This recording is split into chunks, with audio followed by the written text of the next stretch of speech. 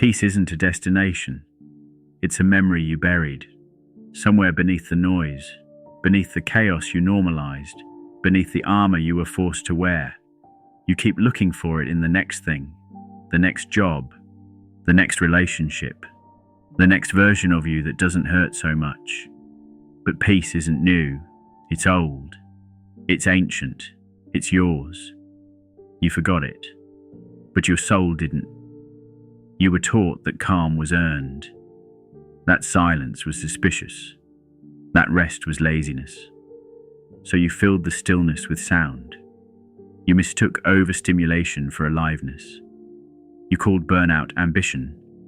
But peace doesn't shout, it waits. And when life finally cracked you open, you heard it again. That soft voice beneath the performance. It wasn't new, it was home. There was a time when peace was natural, before the world taught you to apologize.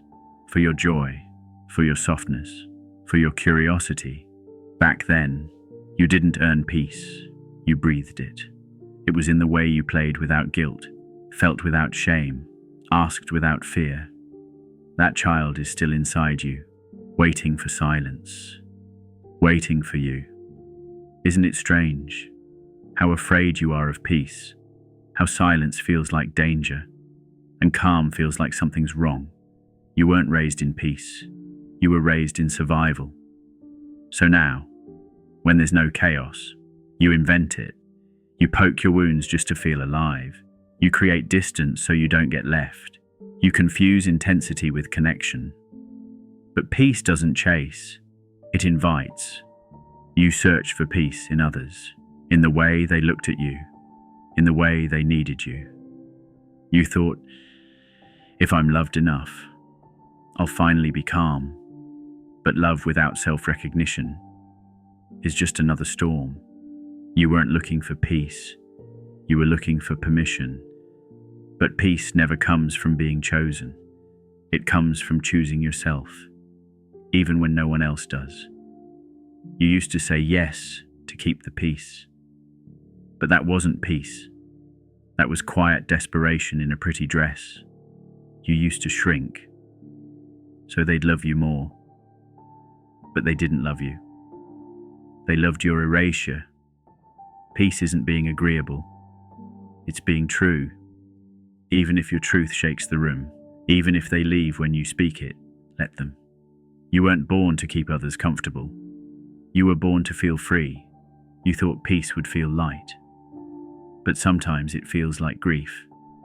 Because remembering who you were, before you adapted to survive, means mourning who you had to become. You miss the old version of you, not because they were whole, but because they tried so damn hard. Peace doesn't ask you to forget them. It asks you to thank them, then let them rest. Your nervous system doesn't trust peace yet. It mistakes stillness for threat. So you overthink, overgive, over-explain. You're not broken. You're recalibrating. You're not behind. You're healing on a deeper level.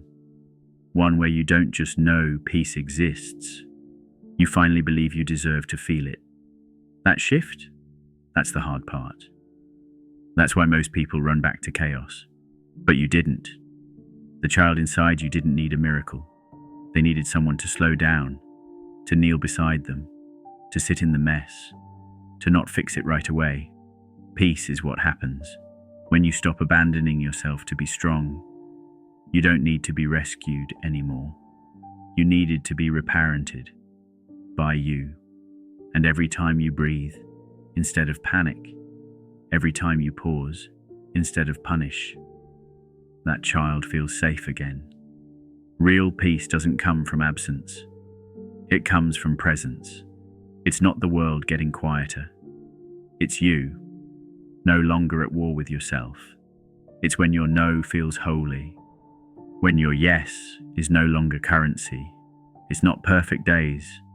It's deep mornings, soft evenings, a kind voice in your head that no longer shouts. And when you touch that stillness, you remember, you were always worthy of this. It took losing everything to hear what never left. It took collapse to remember what's constant. Not the job, not the title, not their validation. Just you. You in the quiet. You without performance. You without urgency. The self beneath all the striving. The one who never left. Peace was never something you had to find. It was something you forgot. Something buried. Under trauma. Under survival. Under years of being too much. And too alone. But now you pause. You exhale. And you begin to remember. Not perfectly. Not all at once. But enough. Enough to unclench. Enough to soften. Enough to stay. Peace didn't arrive. You did. And this time, you're not leaving yourself behind.